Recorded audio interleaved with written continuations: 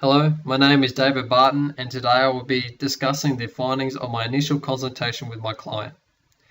The presentation will begin by analysing the client's data and pre-screening results, his medical and exercise history.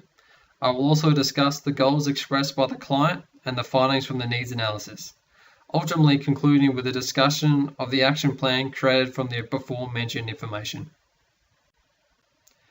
The client is a 19-year-old male of 184 centimeters. He weighs 81 kilos and has a BMI score of 23.92 and a resting blood pressure of 120/80. On arrival, the client discussed his reasons for the consultation were to find ways to improve fitness and health, specifically in regard to his participation in football. The client undertook a 7-step pre-exercise screening process. First, informed consent was obtained. Then he filled out an ESSA adult pre-screening questionnaire, which he scored -1, which put him in the low risk category. He then filled out a PAR-Q&U questionnaire, which he answered no to all questions. Thirdly, he filled out a fantastic lifestyle checklist, to which he scored 89 out of a possible 100, placing him in the excellent category. He was also placed in the low risk category for the cardiovascular disease outlined by the XNB guidelines. On completion of these tests, the client was deemed to be in the low risk category and allowed to perform high intensity physical activity. The client's medical history is brief, with him only recalling soft tissue damage to quadriceps and the hip flexor in 2009 and 2010, a bout of Osgood Schlatter in 2010, and a patella tendon overload in 2014. No other medical history was presented. On further consultation, we discussed his exercise history, to which he had a lifetime participation in at school and club level, to which he continues to train 5 to 6 times a week in a club football side. This current level of physical activity currently meets and/or exceeds the ACSM guidelines. As mentioned previously, the client wishes to improve health and fitness in regards to his involvement in football. More specifically, the client desires to improve his cardiovascular fitness, increase his speed and agility, and to create a better sleeping pattern to aid his recovery.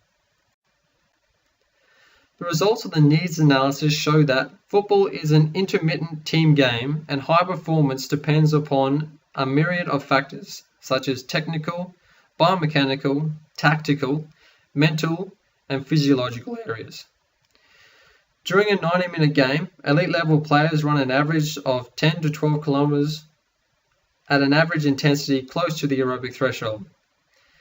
The need for a higher aerobic system is also shown in the paper by T. Stolen, stating that the VO2 max average for elite players is 56 mils per kilo per minute.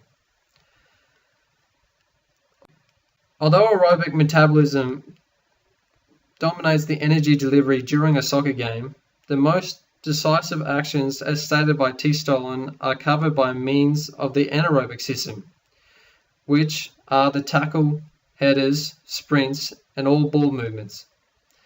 Anthropometric measures also show that the client is well within the averages for his sport. From the information gathered in the needs analysis and focusing on the goals discussed with the client, I was able to create an action plan. Firstly, we will need to obtain or record baseline measures in both aerobic and anaerobic performances through VO2 max tests in the lab, or if not available, the cheaper beep tests in the field, vertical jump tests, 30-meter sprint tests, and the Bangsbo soccer sprint tests. Although it is not the area of the exercise professional, the client should also keep a self-reported sleep diary as to get a baseline figure. From this data, we can formulate an effective aerobic and anaerobic strength and conditioning program, allowing the client to achieve his goals.